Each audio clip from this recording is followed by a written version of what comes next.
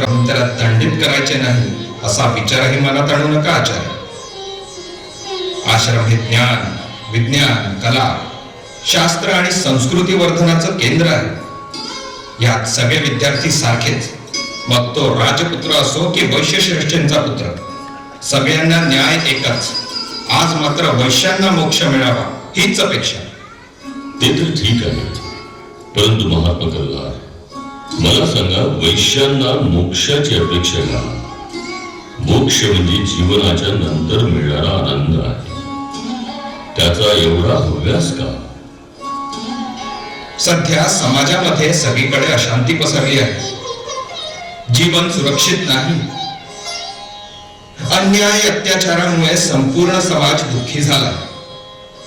वैश्य गुणीजनांनी वेदाभ्यास केला, परंतु शास्त्राभ्यास न केल्याने आज त्यांना एक प्रकारची भीती वाटते. महात्मा कल्लार, तुमची ही अपेक्षाच रास्त नाही. यामुळे तुम्हाला कदाचित कधीच धैर्य प्राप्ती होणार नाही किंवा समाजही संघटित राहणार नाही. मोक्षाची अपेक्षा करणं म्हणजे विघटनाला सुरुवात करण्याचं आहे, असं नाही म्हणत तुम्हाला? असो, वैश्य श्रेष्ठ कल्लार, कुसुमारण्य आता शास्त्रार्थ झाला आहे. त्यांचा शैक्षणिक काळ पूर्ण झाला आहे. त्यामुळे आता विवाह वेदीवर उभं राहण्यास हरकत नाही. आता योग्य वेळ आली आहे आणि वैश्य कुसुमश्रेष्ठी मणिमंडळ यांची मुलगी कुसुमांबा आम्ही पाहायला गेला आणि तेव्हाच ती कुसुमश्रेष्ठींकरता योग्य असल्याचं जाणवलं. आचार्य, आमचाही हाच मानस आहे, परंतु अजून तसा प्रस्ताव वैश्यश्रेष्ठींकडून आला नाही.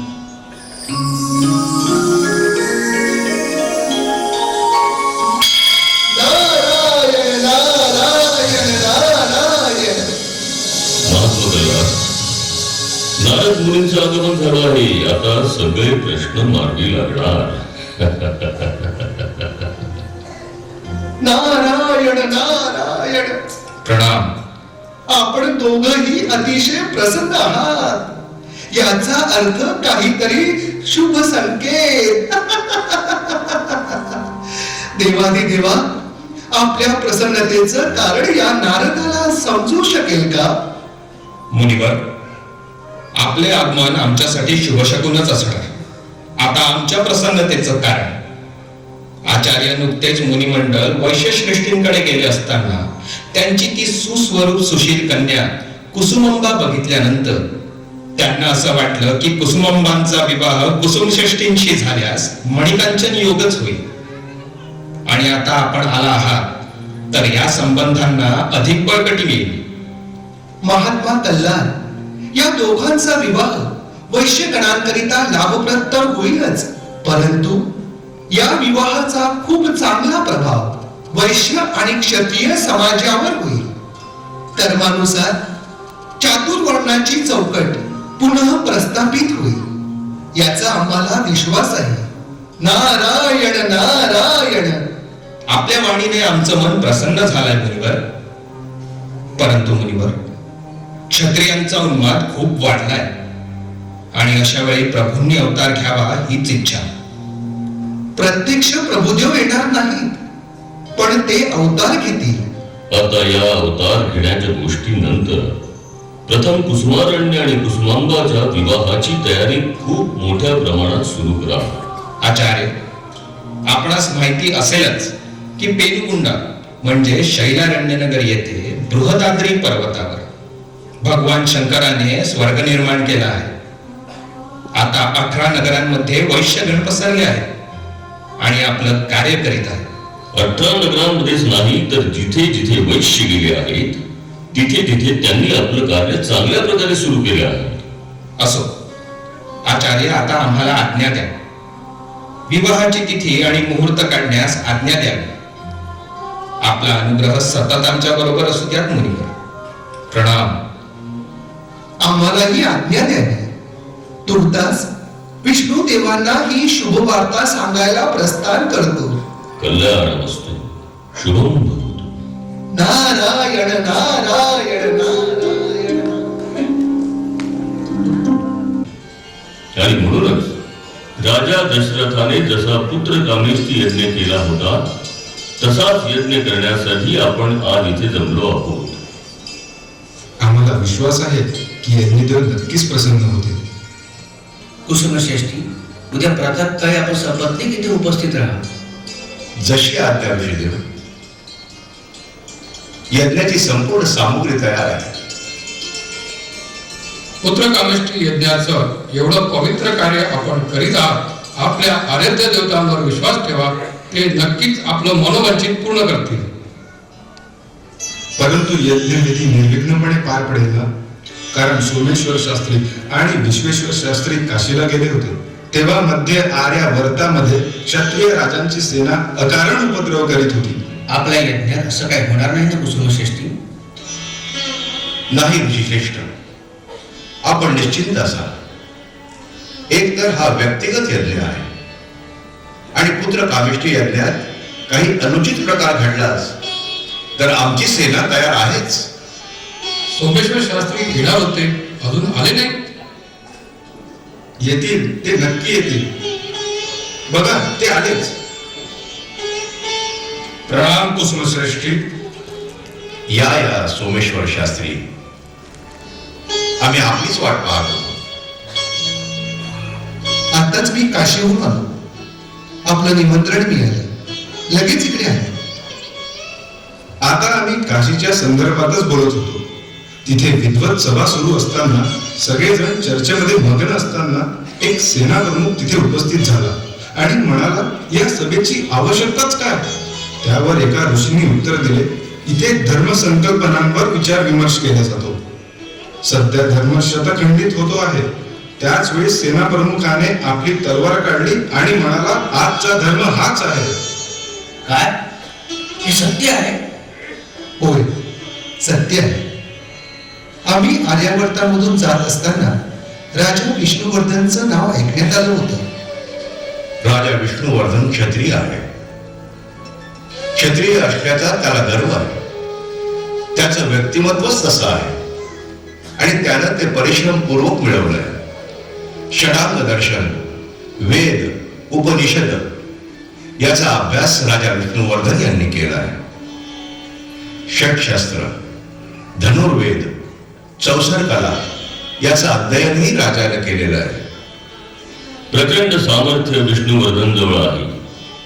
आर्यावर्ताचा चक्रवर्ती सम्राट होण्यासाठी लागणारी प्रत्येक गोष्ट त्याच्याजवळ आहे. ही गौरवाची आणि गर्वाचीच बाब आहे. मात्र जेव्हा गर्व आपली सीमा पार करतो त्यालाच उन्माद असं म्हणतात आणि तोच उन्माद राजा विष्णुवर्धनला चढला आहे. राजा विष्णुवर्धन आता देशोदेशींचा राजा होण्याची महत्वाकांक्षा बाळगून आहे. आपल्या बाहुबलाच्या जोरावर अंग, वंग, कलिंग, सिंहन असे अनेक प्रदेश त्याने जिंकले आहेत. महासागरा एवढी विशाल सेना त्याने तयार केली आहे. सध्या राजा विष्णुवर्धन उत्तरेकडे आहे. त्यामुळे यज्ञ विधीत कोणताही व्यत्यय येणार नाही. आपला यज्ञ सुखरूप पार पडेल. परंतु हा राजा विष्णुवर्धन आहे तरी कोण? महाभारताच्या पूर्वी चित्रकंठ नावाचा गंधर्व होता. त्याने वैश्यांना खूप अपमानित केलं होतं. म्हणून वैश्य श्रेष्ठींनी त्याला शाप दिला आणि म्हणून तोच शाप प्रत्येक युगात चालत आला आहे. हा चित्रकंठ गंधर्व म्हणजेच राजा विष्णुवर्धन. अर्जुन पुत्र अभिमन्यू, त्याचा पुत्र परीक्षित, त्याचा पुत्र जनमेजय, त्याच्यापासून शतानंद, मग क्षेमनाग, नंतर विजयाख्य अशी सगळी नामावली आणि शेवटी याच विजयाख्याचा पुत्र राजा विष्णुवर्धन हा झाला इतिहास. परंतु विष्णुवर्धनाच्या संदर्भातील विचार प्रकट करण्याकरता आपण इथे जमलो नाही. तर आपण सर्वजण अशी कामना करूया की यज्ञामुळे कुसुमश्रेष्ठीला असा पुत्र प्राप्त होऊ दे की ज्याचं नाव संपूर्ण त्रिलोकात पसरू दे. आणि कुसुम अंबाला असे कन्यारत्न प्राप्त हो जिचं नाव जगतजननी विश्वमोहिनी म्हणून घेतल्या जाईल. प्रत्यक्ष महादेवीच या यज्ञातून प्रगट हो आणि विश्व कल्याण हो हीच प्रार्थना. उद्या प्रातःकाळी पुत्र कामेष्टी यज्ञाला आरंभ करूया. तथास्तु. शुभम भवतु.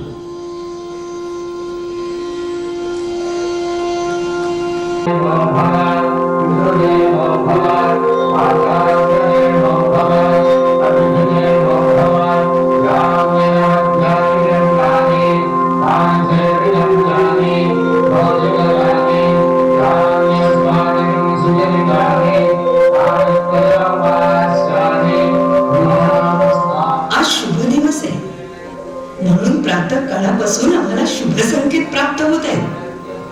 या पुत्र कामेष्टी यज्ञाने आम्हाला निश्चितच अपत्य प्राप्ती होईल. म्हणूनच तर हे शुभ संकेत प्राप्त होत नसतील ना. वैश्य कुलाचा उद्धार करणारा पुत्र आपल्याला हवाय. वैश्यजन सध्या संभ्रमात आहे. त्यांना दिशा देणारा, मार्ग दाखवणारा अशा पुत्राची आपण केव्हापासून प्रतीक्षा करीत आहोत.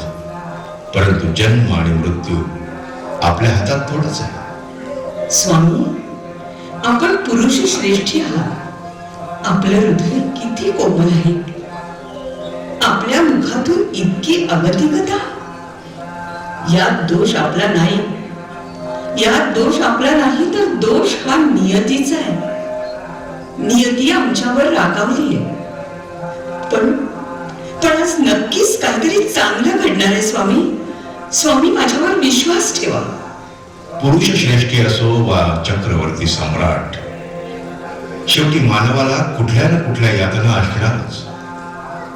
आणि ज्याच्यावर आपला उपायच चालू शकत नाही अशा गोष्टींचं दुःख अधिक होतं.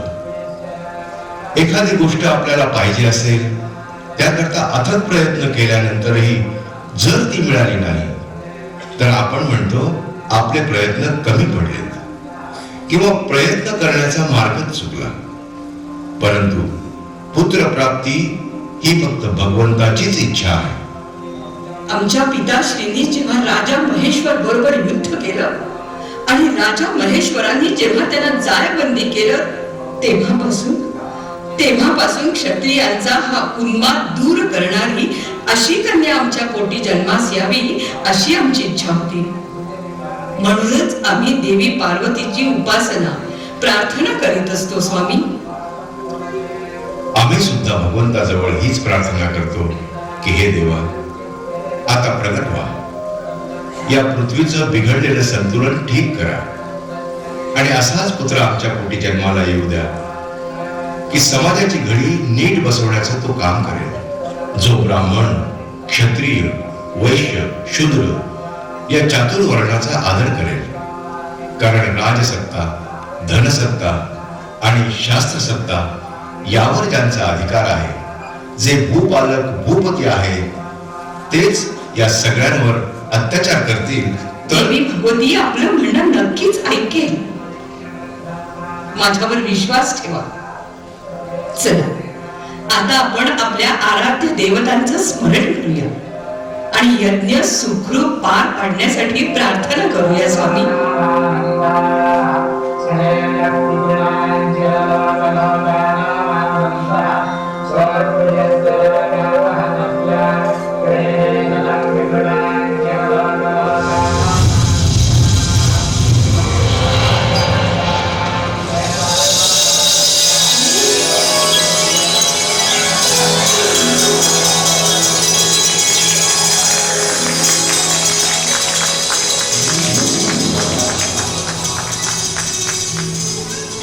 कुसुम श्रेष्ठी, प्रणाम. प्रणाम अग्निदेव. कुसुम, देवादिदेव महादेवाच्या आज्ञेवरून हे क्षीरपात्र आपल्या उभयतांना मी देतो आहे. तुम्ही केलेली व्रतवैकल्ये, उपासना, आराधना यामुळे प्रसन्न होऊन भगवंताने दिलेल्या या क्षीरपात्रातील क्षीर जर प्राशन केलं तर कुसुमांबरा पुत्र आणि कन्या अशा दोघांचीही प्राप्ती होईल. स्वीकार करतो आम्ही.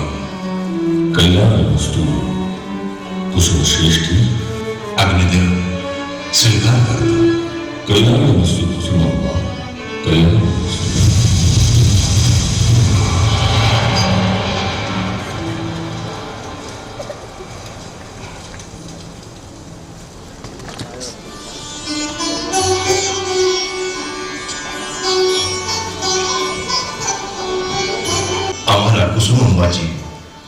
अवस्था पाहत नाही. त्या अस्वस्थ आहेत, पण तरी सुद्धा ते प्रसन्न आहेत. आपण त्याच्या आगमनाची वाट बघतायत आणि प्रसूतीची वेळ जवळ आली असताना तिला होणाऱ्या वेदनांनी आमचा प्राण कंठाशी आलाय देवा. प्रातः काळापासून सुरू झालेल्या वेदना माध्यम झाला तरी कमी होत नाहीत. आमचं मन सैल भैर झालंय. यातून तिची सुखरूप सुटका होऊ दे भगवंता. आता कशी आहे कुसुमांबा सुंदरी? देवी प्रसूती वेदनामुळे अस्वस्थ आहे, तरी सुद्धा प्रसन्न चित्त आहे. जसा जसा जवळ वेळ येत आहे तशी शंका जाणवू लागली आहे. पण देवीचा संयम खूप आहे. त्याच आम्हाला धीर देत आहेत. म्हणताय काळजी करू नका, चला चला, वेळ आल्यावर सगळं ठीक होईल. सुंदरी, मला सांग, स्त्रियांनाच का प्रसूती वेदना दिल्या असतील? स्त्रिया भावुक, संवेदनशील असतात. इतकं सगळं सहन करणं त्यांच्याकरता दिव्यच असतं. महाराज, तुम्ही म्हणताय तशा स्त्रिया जरी भावुक असल्या, संवेदनशील असल्या, सुकुमार असल्या, तरी वेदना सहन करण्याचं धैर्य, संयम हे फक्त स्त्रियांजवळच असतं महाराज. महाराज, म्हणूनच आपण चिंता करू नका महाराज, सगळं कसं ठीक होईल. हे देवा, आता आणखी किती वेळ प्रतीक्षा करावी लागणार आहे? देवी, कुसुमांबाची लवकर सुटका होऊ दे.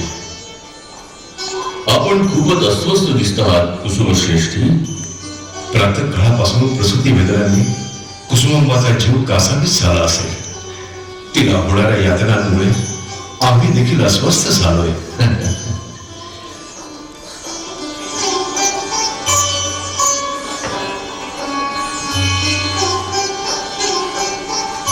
आपण हे काय करत आहात भास्कराचार्य? येणाऱ्या बालकाची जन्मकुंडली तयार करण्याकरता लागणारी ही सामुग्री आहे. परंतु भास्कराचार्य, जेव्हा साक्षात पार्वतीनंच मानव रूपात अवतार घेतला तर पार्वती देवीला जन्मकुंडलीची आवश्यकताच नाही, पण मानव रूपात जन्म घेतला म्हणून ही कुंडली. श्रेष्ठी, देवीने कन्यारत्नास जन्म दिलाय. आश्चर्याची गोष्ट ही आहे आचार्यजी, देवीच्या प्रसूती वेदना जेव्हा कमी होऊ लागल्या तसे देवी म्हणाल्या, बघा बघा, कैलास पर्वतावरून येते आहे ती. तेव्हा ताईने विचारलं, कोण येत आहे? तसे देवी उत्तरल्या, ती जगत कल्याणकारी भगवती देवी स्वतः येत आहे. सांग सुंदरी, सांग. अगं मग काय झालं?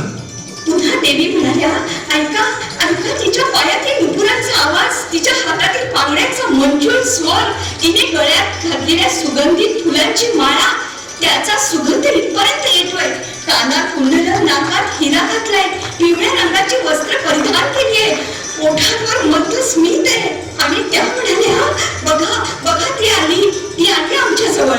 देवींना भ्रम झाला होता महाराज, आणि अशातच कन्येचा जन्म झाला महाराज. सुंदरी, तिथे घटिका पात्र ठेवले आहे, ते तसेच्या तसे घेऊन ये. त्यात मला कुंडली तयार करण्याकरता वेळ मिळेल. तसा श्रीनील संवत्सरातील वैशाख शुद्ध दशमीला देवीने जन्म घेतला. आचार्य, हिचं जन्मनाव काय ठेवायचं आचार्य? तशी तर ही कन्या भगवान वासुदेवाची भगिनी आहे, तेव्हा हिचं नाव वासवी ठेवणे उचित आहे. आणि ही कन्या कुमारीच राहणार आहे कुसुमश्रेष्ठी, असं जन्मकुंडली सांगते आहे. म्हणजे माझ्या कन्येचा विवाह? कुसुमश्रेष्ठी, धीर धरा. श्रेष्ठी, कन्या प्रसूती नंतरही कुसुमांबा देवींच्या प्रसूती वेदना कमी झाल्या नाहीत. गायीच्या म्हणण्यानुसार आणखी अपत्य जन्मास येईल असं वाटतं आहे. हे आम्ही काय ऐकतो आहोत? कुसुमश्रेष्ठी, तुमचंच म्हणणं भगवंत ऐकत आहे. तुम्हीच म्हणाला होतात ना की महादेवासारखा सिद्धिदाता बलशाली पुत्र आम्हाला हो, आणि कुसुमांबाने प्रत्यक्ष भगवतीला आमंत्रित केलं होतं. म्हणूनच स्वतः देव आणि देवी दोघंही तुमच्या प्रासादात नांदणार आहेत असंच दिसत आहे. केवढं थोर भाग्य आमचं. परंतु देवा, आमच्या हातून काही अपराध तर घडला नाही ना?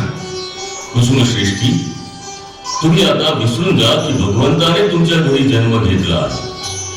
आता ती मानवाची मुलं आहेत. जेव्हा कधी गरज भासेल तेव्हा ते ईश्वराचा अंश असल्यामुळे आपलं रूप प्रकट न करता आपापलं कार्य करतील हे निश्चित. आचार्य आचार्य महाराज महाराज महाराज शुभ वार्ता आहे. महाराज देवीने एका पुत्र रत्नास जन्म दिलाय महाराज. जा सुंदरी जा, सेवकांना सांग म्हणून संपूर्ण 18 नगरामध्ये पेढे वाटा, आनंदोत्सव साजरा करा, पुण्याला तोरण उभारा, मंगल ध्वनी सुरू ठेवा. अरे जा सुंदरी जा, सांगा सर्वांना जा जा, आनंदोत्सव साजरा करा.